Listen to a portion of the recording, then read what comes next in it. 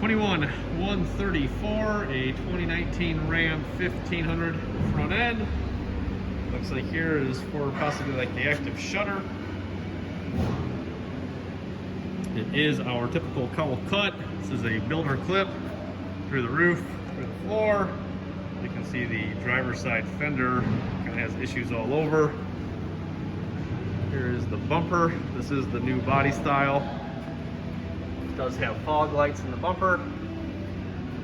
It is missing this lower grille piece down here. A little bit of scuff on there and there from the motor forks. The other fog light is there. Take a look here at the hood. It's at the 5.7 Hemi.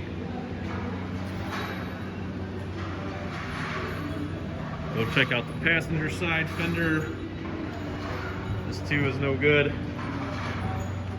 Got kind of touched up on both sides. Has your halogen headlights. This is the new style. The tabs are good.